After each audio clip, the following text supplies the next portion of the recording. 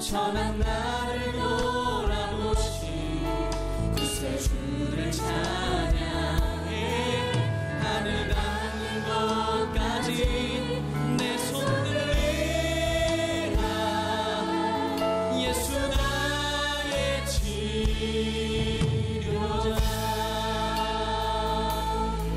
한 번 더 고백합시다. 예수 나의 좋은 치료자.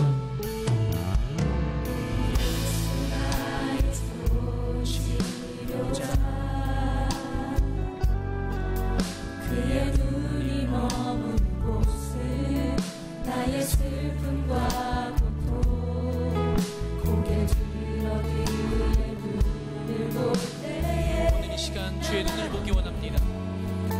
예수 나의 예수 나의 좋은 치료자.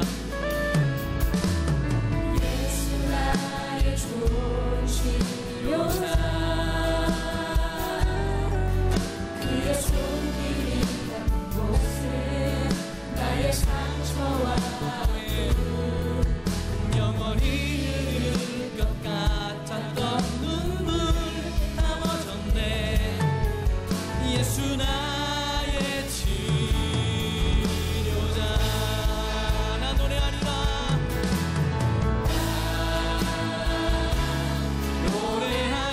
노래하리라.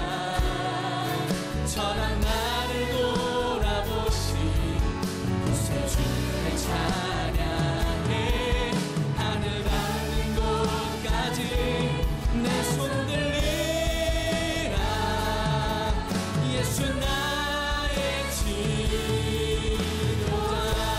나 노래하리라.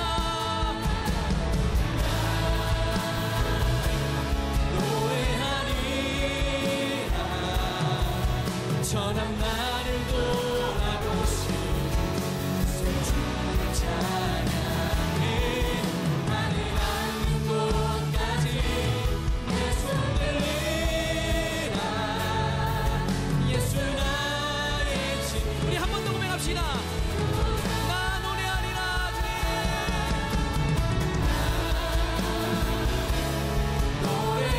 노래하리라.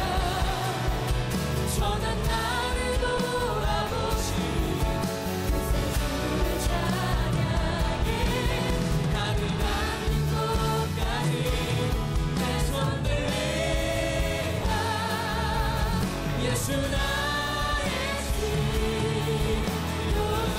하나님 사랑의 눈으로 하나님 사랑의 눈으로 너를 어느 때나 바라보시고 하나님 인자 함께로서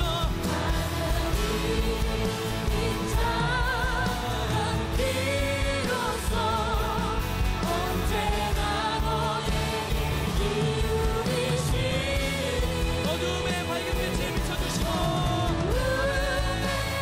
밝은 빛을 비춰주시고 너의 작은 시름에도 응답하시니 너를 어느 곳에 있든지 주를 향하고 주만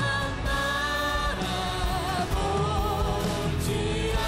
오늘은 기도하길 요청합니다. 여러분 이렇게 기도합시다. 주님 오늘 나의 작은 시름 가운데 응답하여 주옵소서. 주님 내 삶에 내가 흘리고 있는 때로 너무나 아파서 말조차 할 수 없고 시름밖에 흘릴 수 없는 내 삶 가운데서 주님 기적으로 임하여 주옵소서. 특별히 한 가지 더 기도 요청 드리는 것은 한 영혼을 품고 기도하시는 분들 이렇게 기도하십시오. 주님 나에게 맡겨주신 그 영혼 삶을 위해서 기도합니다. 삶을 만지시고 고치시는 역사가 있게 하여 주옵소서. 그 영혼의 삶 가운데 주님의 놀라운 기적이 일어나는 역사가 일어나게 하여 주옵소서. 우리 마음 다해서 함께 기도하겠습니다. 기도합시다. 하나님 삶 가운데서 주님의 일을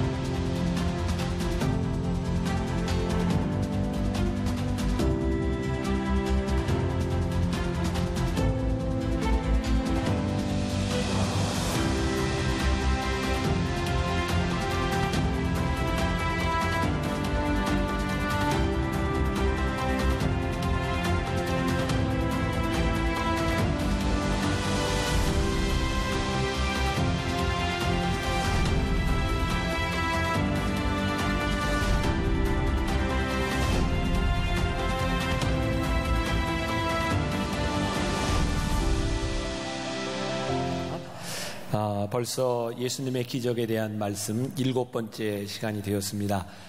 오늘 말씀의 제목은 작은 신음에도 기적이, 이런 제목이에요.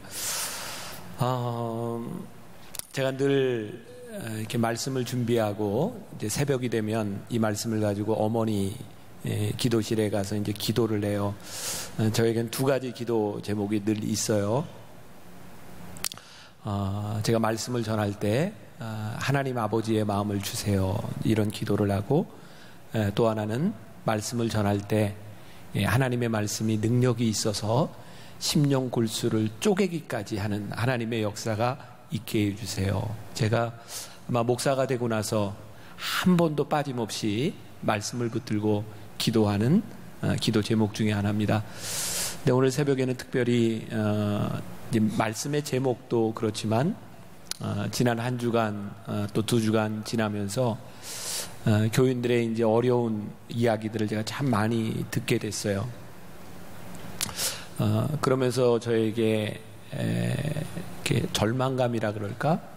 이렇게 어려운 이야기를 들어도 내가 해결할 수 있는 능력이 없는 거예요. 내가 너무 무기력하게 느껴지고, 근데 그때 하나님께서 오늘 아침에 주신 마음이, 하나님께서 저에게 바라는 것은 저의 능력이 아니라 우리 성도들, 말씀을 듣는 사람으로 하여금 하나님께로 인도하는 역할을 하는 거구나.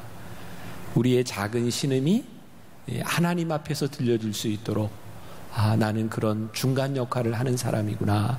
그래서 그런 마음을 가지고 여러분들에게 있는 어떤 작은 신음이 될지 모르지만 오늘 하나님과 연결되는 그런 시간이 되기를 원하는 마음으로 여기에 서 있습니다.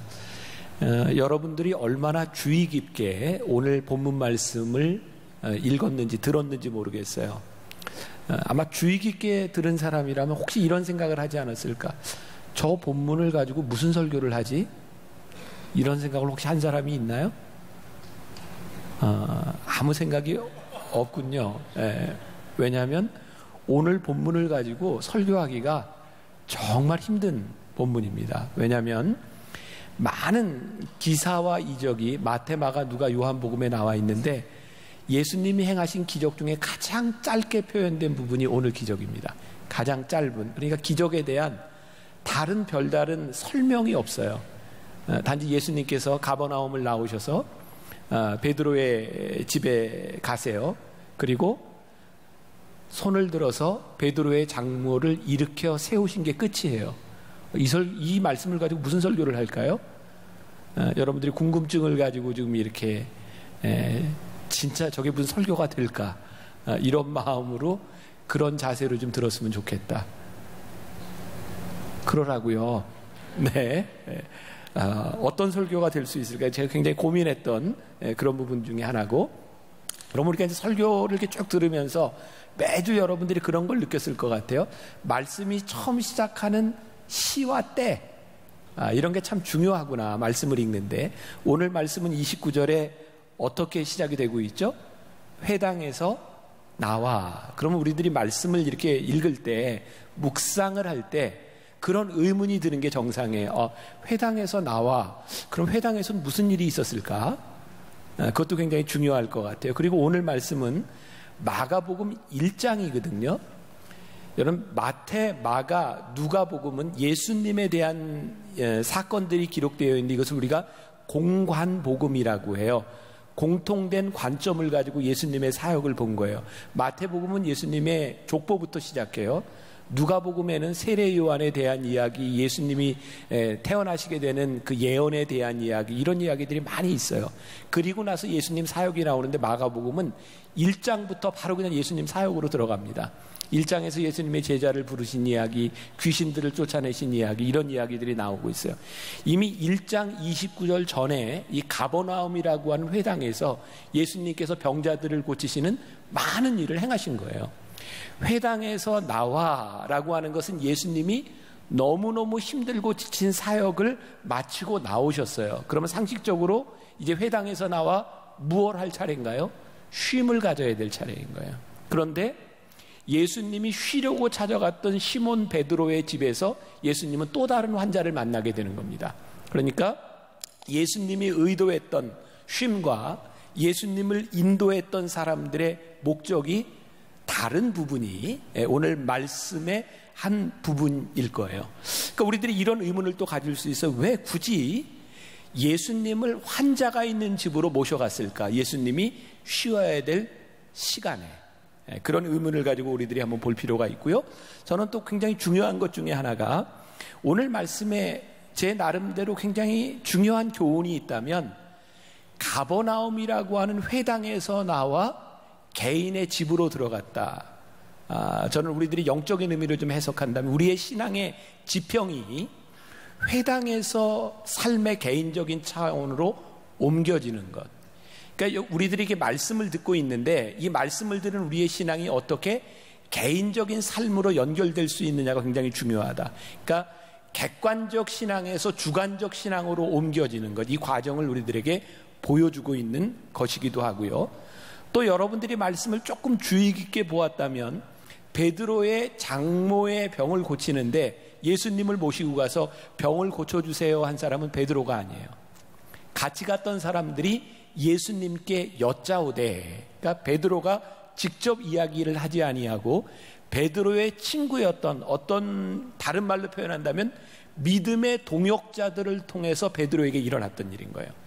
또 중요한 교훈이 있죠. 여러분들이 여기에 올 때 여러분들이 자의적으로 오는 사람도 있고 여러분들의 친구와 믿음의 동역자를 통해서 이 자리에 와 있는 사람도 있을 수 있는데 믿음의 동역자들을 통해서도 우리들의 삶에 함께 하시는 하나님의 역사를 경험할 수 있다고 하는 것. 이것도 우리들의 굉장히 좋은 교훈의 포인트이기도 합니다. 오늘 말씀의 제목을 작은 신음에도 기적이라고 이야기를 했어요. 자, 오늘 여기 예수님께서 고쳐주신 베드로의 장모의 병명이 뭐라고요? 열병이에요. 열병. 그 열병이 뭔지는 잘 모르겠지만 성경에 나와 있는 다른 기적들에 비하면 이 열병은 심각한 병인가요? 덜 심각한 병인가요? 덜 심각한 병이에요. 오늘로 얘기하면 타이레놀 먹으면 날 수도 있을지 몰라요. 그러니까 어쩌면 전체적인 말씀에서 나오는 이야기들에 비하면 이것은 심각한 질병이 아닐 수도 있다. 근데 우리들이 이런 추측을 또 할 수도 있어요. 겉으로 드러나는 것은 열병이라고 하는 별로 심각하지 않은 것일지 모르지만 어쩌면 비밀스러운 문제가 있을 수도 있겠다. 그래서 사람들에게 알리지 못하고 예수님을 모셔간 그의 삶의 문제 속으로 예수님을 초청한 것일 수도 있겠다. 이런 것도 가능하겠죠?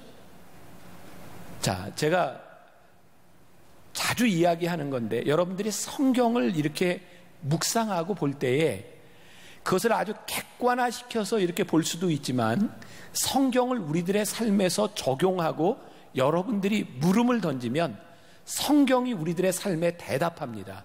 그래서 성경을 우리들이 볼 때는 상상력을 가지는 것도 굉장히 필요하고요. 그래서 여러분들에게 이 지명도 이렇게 보여주고 하는 것을 여러분들이 지금 이렇게 좀 더 성경을 비주얼하게 볼 수 있도록 만드는 것 중에 하나예요. 자, 제가 이제 소제목을 이렇게 시작을 했어요.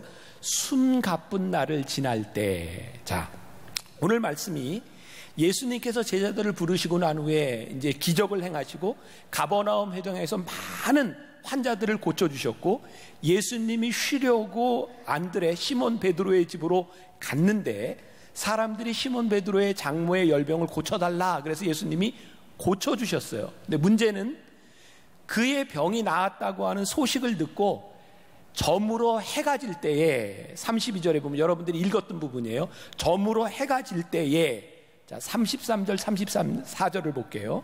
온 동네가 그 문 앞에 모였더라. 온 동네라고 하는 건 무슨 말일까요? 온 동네에 있는 사람들이 다 모인 거예요. 예수께서 각종 병이 든 많은 사람을 고치시며 많은 귀신을 내쫓으시되 귀신이 자기를 알므로 그 말하는 것을 허락지 아니하시니라. 제가 숨가쁜 하루라 그랬어요. 예수님이 회당에서 환자를 고치시고 쉬러 들어갔는데 또 환자를 고치셨는데 그 소문을 듣고 사람들이 막 저녁에도 모였는데 예수님이 그 사람들을 또 고쳐주신 거예요. 오늘 우리가 읽지 않은 35절 말씀에 이런 구절이 있어요. 새벽 아직도 밝기 전에 예수께서 일어나 나가 한적한 곳으로 가서 거기서 기도하시더니 숨가쁜 사역 병자들을 고치는 사역이 있었는데 예수님은 한적한 곳에 가서 기도하셨어요. 이제 우리들이 계속 접하게 되는 부분인데 예수님은 병자들을 고치시고 나면 사람들이 막 모여들어요. 나도 고쳐달라. 근데 예수님은 자꾸 사람들을 피해서 한적한 곳으로 가세요. 우리들이 뭘 느낄 수 있냐면 예수님의 주 사역이 병 고치는 것이라고 생각할 수 있는데 병을 고치시고 나서 예수님은 병 고침에 대한 것을 드러내는 것이 아니라 이게 아니다라고 하는 사인을 계속해서 주시는 것 같아요. 그리고 또 후에 우리가 안 읽은 부분인데 38절에 보면 이르시되 우리가 다른 가까운 마을로 가자. 예수님 제자들에게 얘기해요. 거기에서도 뭐 하리니? 전도하리니 내가 이를 위하여 왔노라 하시고, 여기서 전도라고 하는 건 뭘까요? 우리들이 흔히 생각하는 사람들을 교회로 데려오는 게 아니라 전도, 도를 전함. 영어 성경에 보면 preach라고 되어 있어요. 그러니까 예수님께서 진짜 하시고자 하는 말은 뭐예요? 말씀을 전하러 오셨다 이 말이에요. 자, 여기서 아주 중요한 거예요. 우리가 지금 많은 기적들을 보고 있지만 성경에서는 우리들에게 끊임없이 이야기하고 있다. 기적이 목적이 아니라 기적을 통해서 예수님께서 주시고자 하시는 메시지가 있다. 그러니까 우리들이 기적을 통해서 예수님이 전하고자 하는 메시지를 우리들이 받지 못한다면 기적은 굉장히 비본질적인 것일 수 있다. 예수님이 기적을 행하시지만 기적의 목적은 기적 자체가 아니라고 하는 것을 알아야 되는 거예요. 자, 그래서 우리가 혹시라도 우리의 신앙이 주객이 전도되면 우리의 신앙이 잘못되는 거죠. 자, 주객이 전도된다. 이 말씀을 이렇게 준비할 때 우리 목사님들이 저에게 자료를 주었어요. 뭐 주객이 전도되는 경우 보니까 그런 게 있더라고요. 어떤 정부 부처에서 이 에너지 절약을 위해서, 물자 절약을 위해서 그런 공문을 내렸어요. 이면지를 사용합시다. 그랬더니 각 부처 직원들이 이면지를 잘 쓰고 보고를 하기 위해서 이런 종이를 카피를 해가지고 이면지를 만드는 거예요. 이면지를 쓰려고. 그래서 거기에다가 우리 이면지 썼습니다. 이렇게 이제 보고하는 거예요. 뭔가가 좀 잘못되고 있는 거죠? 얘가 적절치 않나? 하나를 더 들어볼게요. 그러면 그 책에 보면 이런 예가 또 있어요. 요즘 이제 사람들에게 거의 이제 노트북 많이 쓰잖아요. 옛날에는 다 데스크탑이었는데 노트북을 주는 이유는 포터블하게 이렇게 잘 사용할 수 있도록 주는데 문제는 뭐냐면 노트북은 훔쳐가기도 좋다는 거죠. 그래서 회사에 다 노트북을 지급을 했는데 그 회사에서는 누가 훔쳐갈까봐 노트북을 책상에 고정해 놓고 써요. 뭔가 지금 잘못돼 가고 있는 거죠. 그러니까 실제로 우리들이 사용하고 우리들이 깨달아야 되는 것이 아니라 다르게 주객이 전도되고 있다. 우리 젊은이들이, 제가 어른 예배 때는 이걸 안 썼는데 젊은이들한테는 이해가 될지도 몰라요. 한번 영상 하나, 사진 하나 띄워줘 볼까요? 부탁 말씀드립니다. 강아지를 키우고 있는 집입니다. 강아지가 짖게 되면 다른 집에 피해가 생기니 복도에서 뛰거나 큰 소리로 말하지 말아주세요. 그러면 시끄럽게 짖는 일이 없습니다. 이웃끼리 감정 상하는 일이 없기를 바라는 마음으로 써놓은 것이니 이해해 주시고 부탁드리겠습니다. 맞는 말 같기는 한데 뭔가 좀 이상하죠? 이거 김종윤 목사님이 나한테 준 소스예요. 네. 앞으로 이런 소스 주지 마세요. 네. 또 주객이 전도된다를 하나 준 게 또 있어요. 청년부 목사의 감각을 볼게요. 신현준이 금연을 했는데 금연을 하려고 금연금을 심었는데 금연금을 끊는데 6년이 걸렸대요. 앞으로 이런 거 주지 마요, 나한테. 자, 주객이 전도된다. 뭔가 이게 목적이 있는데 잘못된 것들이 자꾸 드러나는 거죠. 예수님의 사역에서 보면, 우리의 신앙에서 보면 예수님이 우리들에게 말씀하시는 포인트에서 우리들이 자꾸 벗어나는 거죠. 저는 이게 기적에 대해서 우리들이 배워야 된 중요한 교훈이 있는데, 하나님께서 우리들의 삶에 행하시는 그 일을 통해서 우리들을 이끌어 가시는 방향을 올바로 보았으면 좋겠다. 그게 기적의 말씀을 나누는 중요한 이유 가운데 하나예요. 하나님이 우리를 부르세요. 근데 문제는 우리를 왜 부르셨는지를 모르면 우리들이 하나님의 일을 하면서 굉장히 자기중심적인 사람이 되는 거예요. 그래서 우리는 신앙이 좋은 사람들 가운데 하나님 중심적인 사람이 아니라 자기중심적인 사람을 봐요. 또 우리가 하는 일들 가운데 정말 열심히 봉사하고 하는데 하나님의 마음이 떠나가잖아요. 너무너무 강팍한 사람이 되어버려요. 우리들이 섬기는 일을 한다고 하면서 언제부터인가 그 섬김에 대한 하나님의 마음이 떠나면 우리는 섬기면서 사람들에게 상처를 주기 시작해요. 그러니까 오늘 우리들의 신앙 가운데, 우리들의 신앙의 모습 가운데 자기중심적이고 강팍해지고 상처를 주고 있다면 우리들에게 신앙에서 뭔가 주객이 전도되지 않았는가를 우리들이 볼 필요가 있는 거죠. 그러면 오늘 기적을 행하시는 하나님의 마음은 무엇인가? 그 하나님의 마음이 우리들에게 무엇을 가르쳐주고 있는가를 보아야 되는 거죠. 자, 또 상상의 날개를 펴봅시다. 지금 예수님께서 행하시는 기적 이 가운데서 제자들이 너무너무 신났을 것 같지 않아요? 예수님이 기적을 행하시면 사람들이 막 구름대처럼 몰려오는 거예요. 그러면 어떤 일이 일어났을까요? 정말 사람들이 예수님을 만나면 문제가 해결되는데 사람이 너무 많은 거야. 그러니까 제자들에게 막 부탁하지 않았을까요? 어떻게 좀 해봐. 뭐 이렇게 막 찔러주면서 좀 안 되겠어? 제자들이 무척 신났을 것 같지 않아요? 제자들은 예수님이 행하시는 기적을 보고 굉장히 이렇게 익사이팅해 있는데 예수님은 그 제자들에게 계속해서 하시는 말씀이에요. 사람들에게 얘기하지 말아라. 기적이 목적이 아니란다. 왜? 제가 몇 번 그런 이야기 했어요. 예수님께서 죽은 나사로를 살리셨는데 문제는 죽은 나사로는 또 죽었다는 거예요. 예수님께서 병자들을 고치셨지만 그가 온전히 건강하게 살았는지 안 살았는지 그의 연약한 육신 가운데는 또 질병이 찾아올 수 있다는 거예요. 기적이 우리들에게 중심이 되어버리는 우리는 기적을 쫓아가는 사람이 돼요. 그래서 늘 갈급한 거예요. 그래서 우리의 신앙이 그것을 뛰어넘는 하나님의 마음을 우리들이 어떻게 알 수 있을까? 그래서 그 기적을 행하시는 하나님의 마음, 하나님의 행하심이 우리들의 눈에 들어와야 되는 거예요. 또 다른 소제목을 제가 이렇게 접어봤어요. 하찮은 것은 없습니다. 본문으로 들어가 보면 조금 전에 이야기했던 것처럼 이 열병이라고 하는 것은 다른 질병에 비하면 참 하찮은 것일 수 있어요. 근데 저는 또 이런 상상을 하거든요. 예수님의 제자 중에 오늘 베드로의 집에 예수님이 들어가셨잖아요. 성경에 보면 제일 많이 예수님의 행적 가운데 드러나는 사람이 베드로예요. 물론 베드로가 놀라운 신앙 고백을 하죠. 주는 그리스도시여 살아계신 하나님의 아들입니다라는 고백을 듣고 예수님께서 내가 내 위에 교회를 세우리라, 그래서 반석이라 이름을 지어주시지만 그 사건 이전에도 베드로는 예수님과 아주 친밀한 관계를 가지고 있었어요. 자, 제가 상상이라고 이야기를 해요. 어떻게 그런 일이 일어났을까? 물론 성격적인 것도 있었지만 예수님과의 첫 번째 만남에서 그의 장모의 질병, 뭔가 비밀스러운 일이 무엇이었는지는 모르지만 베드로의 집에서 예수님에게 베드로는 자기의 문제를 드러냈던 것 같아요. 그래서 베드로는 예수님과 친밀한 관계 속에서 들어간 것은 아닐까. 그러니까 오늘 여러분들에게 도전을 주고 싶은 것 중에 하나가 우리가 하나님과의 친밀함, 우리 하나님과의 인격적인 만남 가운데 정말 중요한 것이 있는데 정말 하찮은 것으로 보일지 모르지만 우리들의 삶의 문제를 하나님 앞에 얼마나 정직하게 드러내고 우리의 문제를 하나님 앞에 가지고 가는가. 결국 문제를 드러내는 것은 문제의 해결의 시작은 아닐까라는 생각을 하게 돼요.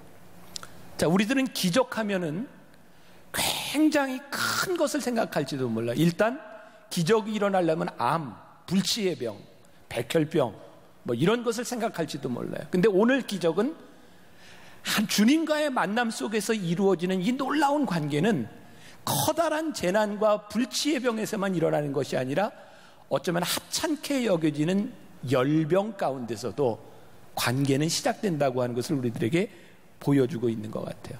어제 저녁에 제가 우리 교회 어떤 성도 부부와 함께 식사를 하게 되었어요. 남편이 교회 나온 지 얼마 안 되는 분이고 제가 이제 좀 신앙생활을 잘 할 수 있도록 인도해 줬으면 좋겠다, 그런 의도도 가지고 이제 식사를 하게 됐는데 그 남자의 직업이 치과 의사예요.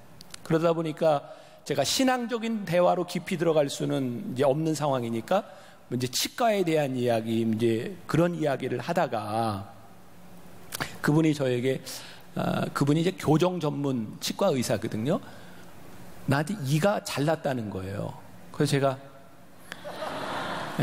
보이나 모르겠다요. 잘난 것 같아요, 못난 것 같아요?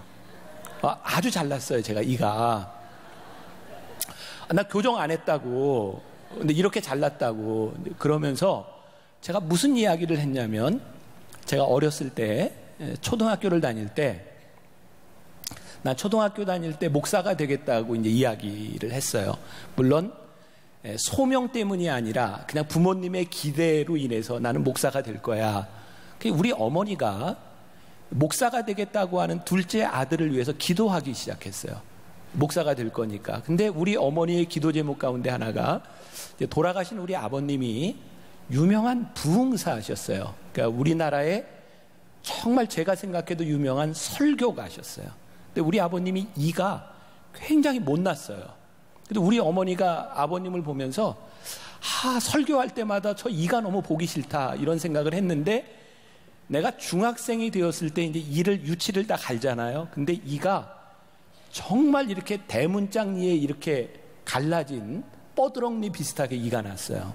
너무너무 이가 안 좋은 거예요. 그래서 우리 어머니가 내 이를 놓고 기도하기 시작했어요. 병삼이가 앞으로 목사가 될 터인데 설교할 때 저 이가 다 보일 텐데 하나님 이빨을 고르게 해주세요. 근데 놀라운 기적이 일어났어요. 중학교 2학년 3학년 때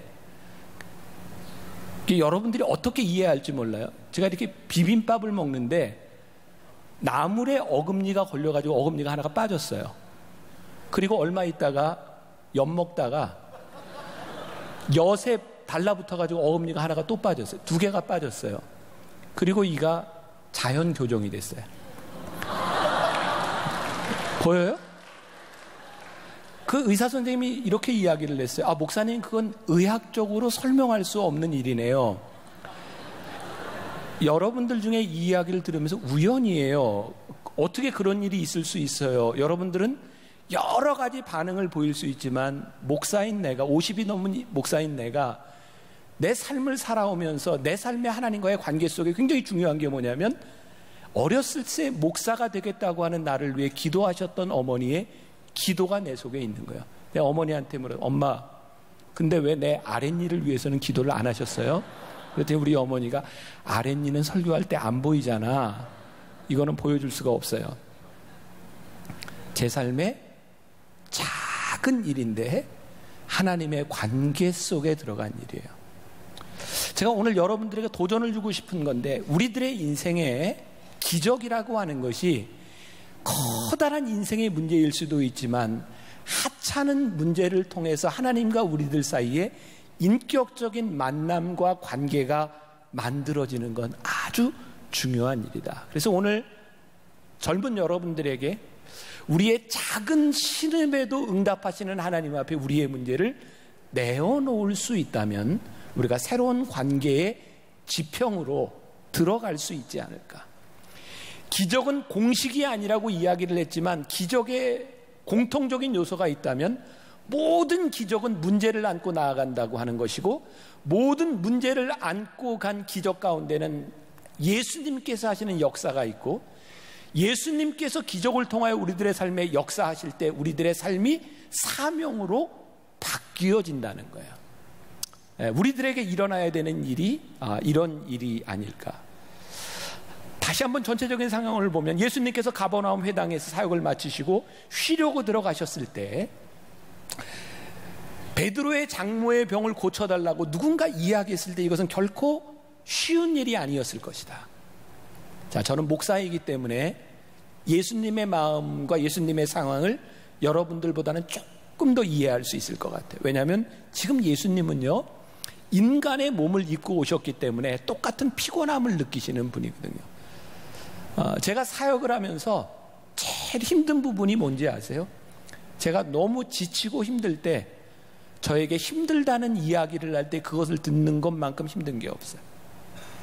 죄송해요. 제가 솔직하게 인간적인 면으로 이야기를 한다면, 목회자가 교인들의 상담을 듣고 또 문제도 해결하고 해야 되는 게 목회자의 사명인 것을 알지만, 내 능력과 내 한계를 지나는 곳에서 누군가의 이야기를 듣고 어려운 사정을 듣는다는 것은 내가 육체적으로 견딜 수 없는 일이에요.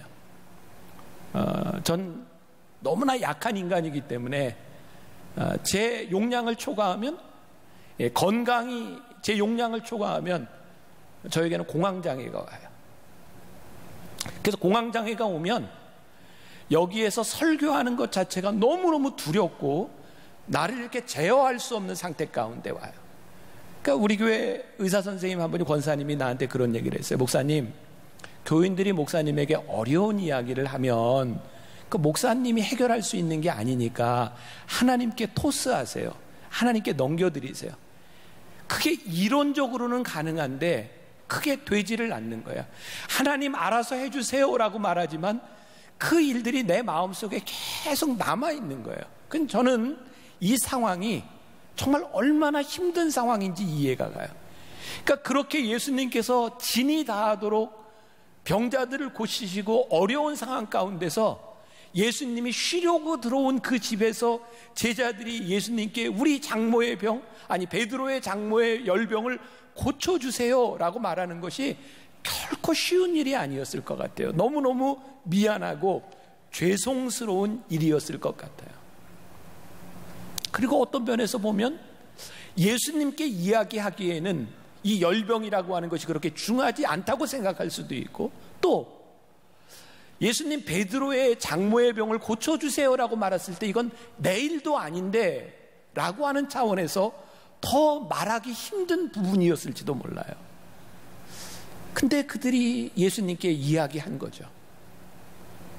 아마 사람들이 상상할 수 없는 비밀스러운 더 어려운 일이었기 때문이었을지 몰라요.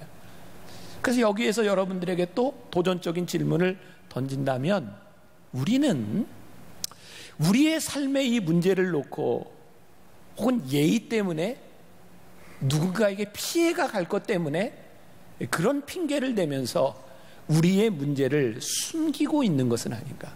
근데 오늘 이 기적의 말씀을 통해서 우리들이 깨달아야 되는 것은 어떤 부끄러움과 어떤 미안함에도 불구하고 하나님 앞에 내놓을 수밖에 없는 문제를 가지고 하나님 앞에 나아가는 것, 그것이 오늘 기적의 주인공이 되는 일은 아닐까. 제가 지난주에 굉장히 유명한 우리 교회 다니는 연예인이 한 분이 있어요. 신방을 갔어요.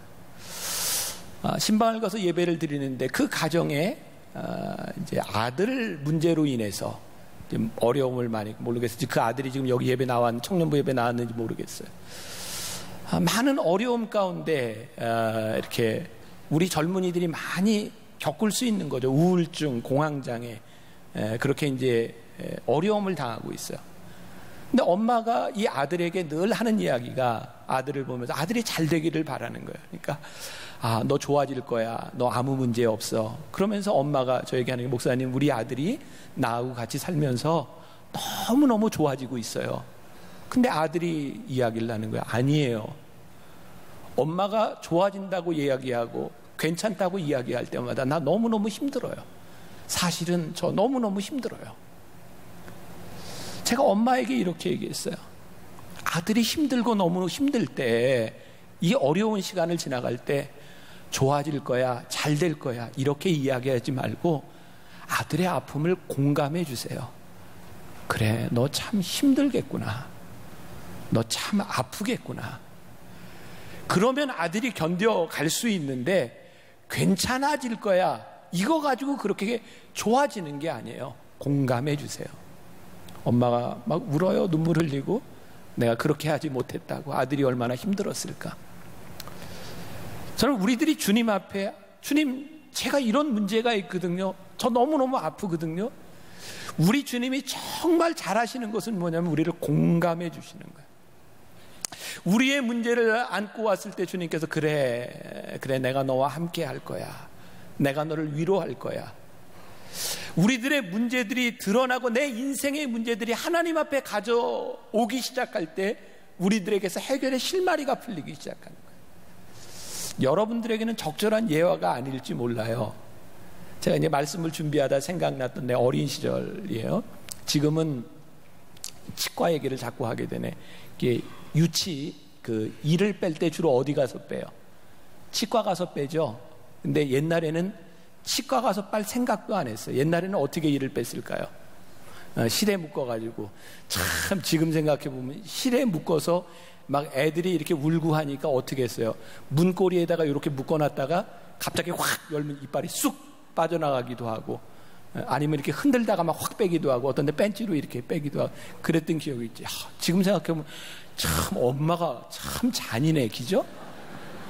그리고 여러분들 세대는 잘 이해 못하는데 우리 어린 시절에는 그렇게 이렇게 몸에 종기도 많았어요. 그 옛날에 이명래 고약 이런 거 아세요? 요즘은 그런 거 잘 쓰지도 않잖아요. 고약도 붙이고. 그러면 옛날에는 곪으면 고름을 짜준다거나 진짜 잔인할 정도로 눌러가지고 이렇게 짜요. 어우, 너무 하잖아요. 근데 생각해 보세요. 아파야 낫는 거예요. 아픔은 숨기는 것이 아니라 우리들의 인생의 아픔들을 하나님 앞에 드러내고 아픔을 인정하고 그 아픔을 이겨내는 거예요. 그래서 우리의 신음이 괜찮아요. 하나님 앞에서 신음할 수 있어요. 전 요즘 너무너무 감사한 것 중에 하나가 지난 2년 동안 제 몸에 요로결석이 안 온 거예요. 가끔 제가 설교할 때 그런 얘기하죠. 요로결석을 안 겪어보고 인생을 얘기하지 마라. 그게 얼마나 아픈지. 제가 처음 요로결석이 왔을 때 병원 응급실을 갔는데 일단은 이렇게 검사하면서 너무 아프다 그러니까 이제 진통제를 놔줘요. 근데 이제 차병원하고 우리 교회는 이제 좀 특별한 관계가 있기 때문에 담임 목사가 거기 가면 높은 사람이 다 떠요. 그래서 이제 막 특별 관리를 해주고 막 이러는 거예요. 그러니까 검사도 하고 진통제도 넣고 몰핀도 맞고 하는데 계속 아픈데 문제는 내가 처음 경험해 보는 거니까 아프다고 자꾸 이야기를 하는데 이게 내가 진짜 아픈 건지 아니면 내가 엄살인지 기준이 없잖아요. 그리고 교인들은 와 있고 그러니까 나는 참는 거예요. 몰핀을 맞고 아픈데 침대를 붙잡고 그렇게 위를 악물고 있으니까 의사 선생님이 저한테 이러더라고요. 목사님, 소리 지르세요. 아프면 아프다 그러세요. 그러면 좀 낫습니다. 그래서 신음을 내기 시작했어요. 라고 이제 신음을 내기 시작했어요. 그때 제가 들었던 말이 기억이 나요. 아프면 아프다 그러세요. 우리들이 하나님 앞에서 우리들의 아픔, 우리들의 치부 내놓으세요. 우리의 작은 신음도 들으시는 하나님께서 우리와 인격적인 만남으로 들어가신다는 거예요. 저는 우리 교인들에게 간혹 나한테 이제 문자가 오든지 아니면 이메일이 오든지 제가 제일 많이 쓰는 말 가운데 하나가 평안하세요라는 말이에요. 때로는 물음표로, 때로는 느낌표로 평안하세요 이런 인사를 많이 해요. 저에겐 두 가지예요. 제 마음 가운데 우리 성도들이 평안했으면 좋겠다. 그리고 또 하나는 우리의 인생에 늘 평안한 사람은 아무도 없어요. 그러니까 진짜 평안하신가요? 이런 물음이기도 해요. 근데 단순한 인사가 아니라 제 마음 가운데 정말 바라는 것이 있다면 평안했으면 좋겠다. 여러분들에게 여러분 평안하세요? 이 시대를 살아가고 있는 젊은이, 이 시대의 젊은이로서 이 세상을 살아가는 것이 여러분들에게 정말 평안한 일일까요? 근데 평안했으면 좋겠어요. 오늘 이 기적은 어쩌면 우리들에게 평안을 묻고 있는 것인지도 모른다라는 생각이 들어요. 어쩌면 마지못해 예수님이 그곳에 가셨을 수도 마지못해 이야기한 것일 수도 있지만 중요한 것은 그의 문제 가운데, 베드로의 문제 가운데 예수님이 계셨기 때문에 틀을 깨는 역사가 일어났다는 거예요. 자, 기적에 대한 설교 첫 번째 시간 제목이 뭐였죠? 기적? 틀을 깨라. 모든 기적들은 하나의 특징을 가지고 있는데 틀이 깨졌다는 거예요. 우리들의 작은 신음에도 하나님께서 우리들 가운데 역사하시기 시작할 때 깨진 틀, 오늘의 기적은 어떤 틀이 깨졌을까? 근동지방에 살고 있는 사람들에게 열병을 앓고 있는 사람에게 누군가 손을 댄다고 하는 일은 안 돼요. 왜냐하면 전염병일 수 있기 때문에 열병을 가진 사람들에게는 손을 대지 않는 것이 율법이에요. 게다가 남자가 여자에게 손을 댄다, 일어날 수 없는 일이에요.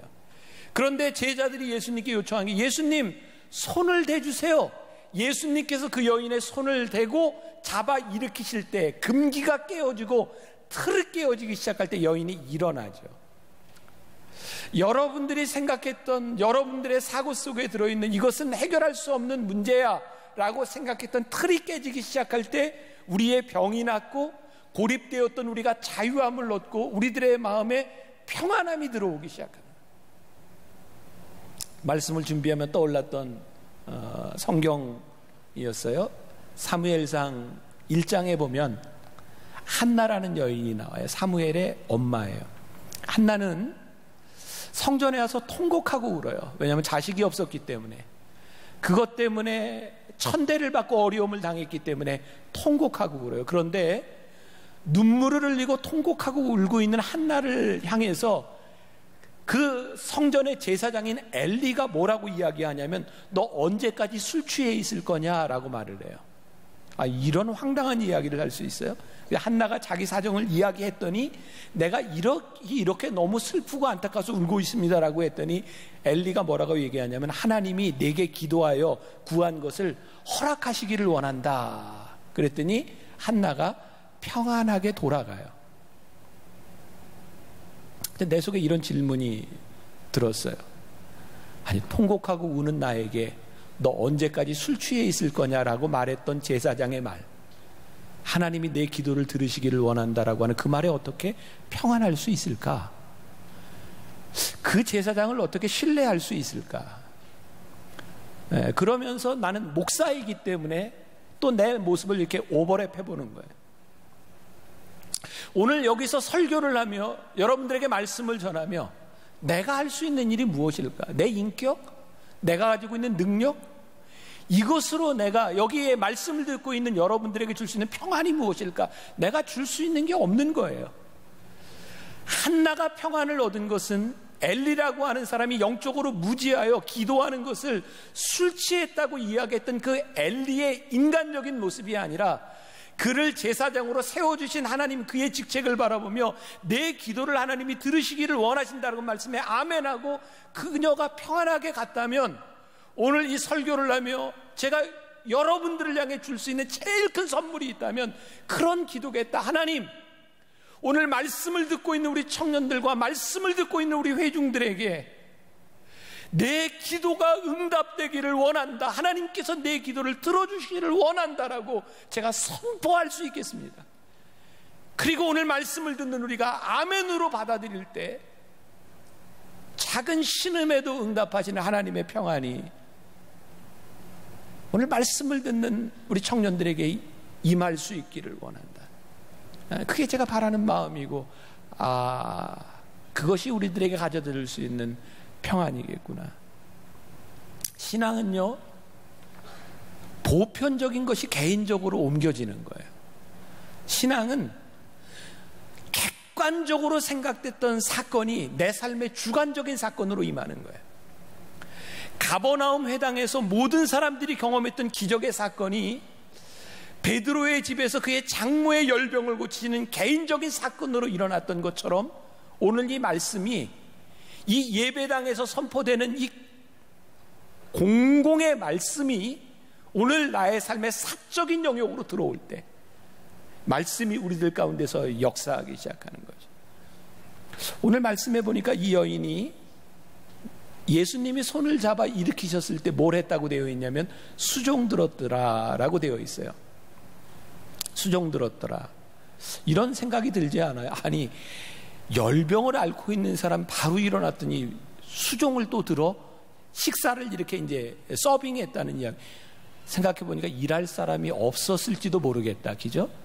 네, 또 하나는 이 여인이 나음을 얻었을 때 정말 하고 싶었던 게 건강해진 몸으로 수종을 들고 싶어 했겠다. 저는 이런 얘기를 종종 했었거든. 저 사람은 봉사를 안 해. 섬김이 없어. 이게 잘못된 말이더라고요. 사실은 은혜가 없구나.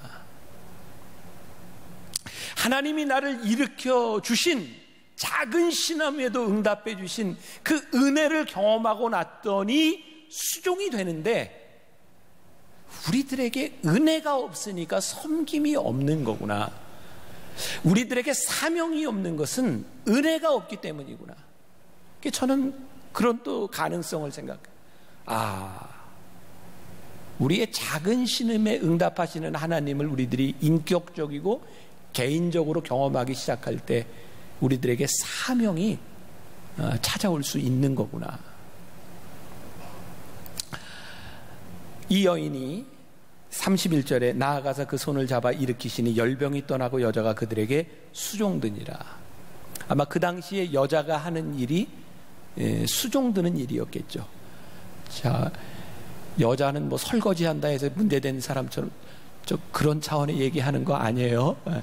이 당시에 여자가 수종을 드는 건 어쩌면 그냥 여자가 할 수 있는 당연한 일이었을 텐데, 저는 이렇게 표현하고 싶어요. 이 여인의 삶이 일상으로 돌아갔구나. 가장 큰 은혜 가운데 하나가 일상으로 복귀하는 것이구나.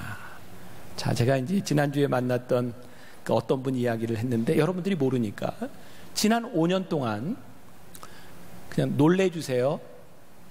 5년 동안 사업을 하면서 손해를 본 게 25억을 손해봤대요. 네. 안 놀래는 사람은 얼마를 손해봐야 놀랄 거예요. 25억. 근데 그분이 나에게 한 이야기가 뭔지 알아요? 목사님, 제가 5년 동안 25억을 손해봤는데 너무너무 감사한 게요, 25억을 손해봤는데 하나님이 지금 나를 일상 가운데 세워주신 거예요.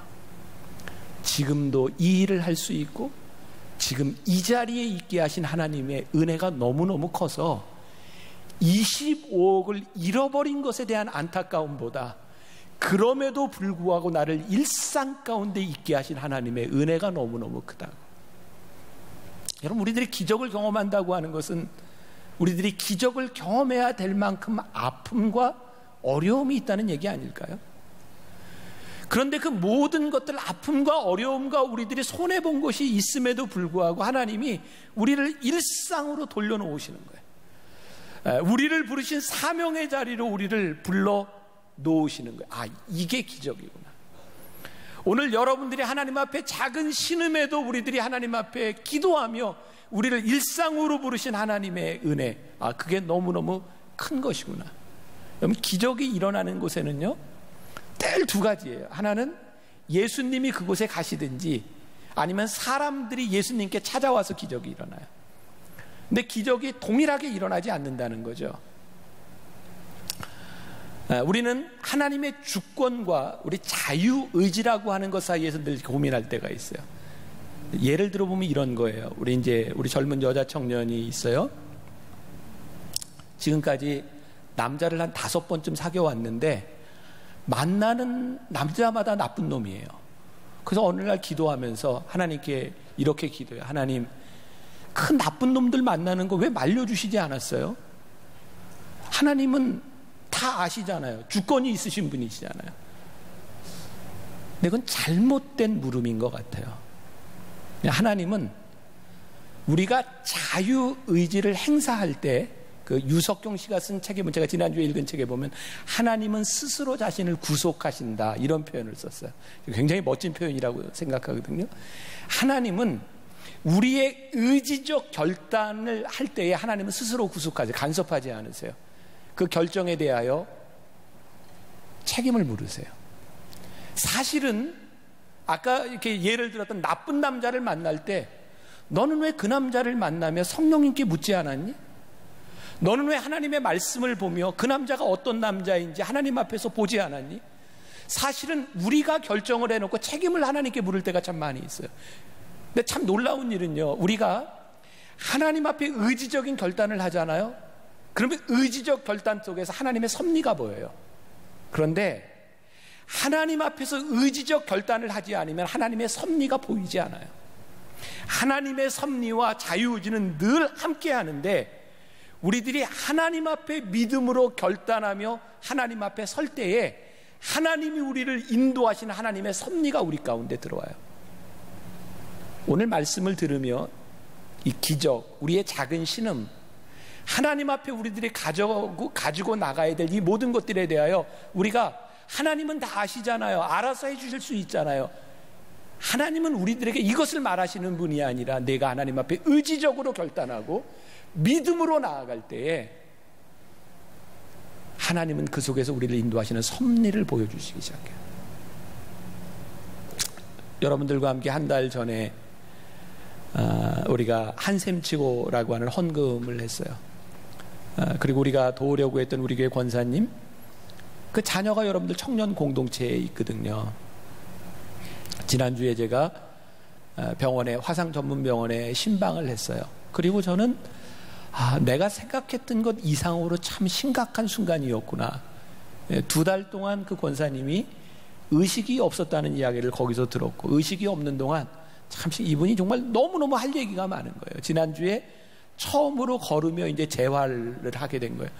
야, 사람이 그렇게 살아날 수 있다는 게 참 놀랐고요.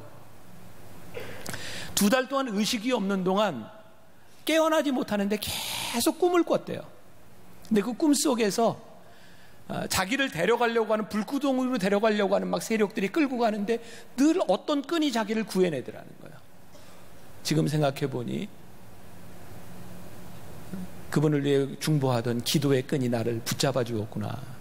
그리고 처음 다쳤을 때 그렇게 찾아오던 사람들은 다 어디 갔는지 모르는데 끝까지 기도하고 끝까지 찾아오는 믿음의 식구들을 보면서 이 교회 공동체가 이렇게 소중한 일이구나. 근데 모르겠어요. 누가 더 어렵고 덜 어렵고에 대한 문제가 아니라, 저는 그 권사님에게 정말 놀라운 간증, 하나님의 기적이거든요. 우리가 한샘치고라고 하는 헌금에 대한 이야기를 했을 때, 그날 우리 교인도 아닌 분이 여기에서 예배를 드리다가 교통사고로 세상을 떠난 아들의 생명보험금을 그분의 생명과 바꾸겠다고 생각하고 보험금을 다 내놓고 헌금한 것 때문에 그 많은 병원비를 다 낼 수 있다고 하는 것이 그분에게 놀라운 기적이잖아요. 근데 이 기적이 누구에게 동일하게 일어나는 것이 아닌 거죠. 만일 이런 이야기를 들으며 나도 이렇게 어려운데 한샘치고 헌금해서 나도 이렇게 도울 수 있겠다, 저는 하나님이 그렇게 인도하신다고 생각하지 않아요. 누군가에게 그렇게 인도할 수 있고 누군가에게 다른 방법으로 인도할 수 있는 거예요. 중요한 것은 저 사람의 패턴으로 이런 기적이 일어나는 것이 아니라, 내가 내 문제를 가지고 하나님 앞에 나아갔을 때 하나님께서 역사하시는 것을 경험하기 시작할 때 우리는 우리의 인생의 섭리를 발견하게 돼요.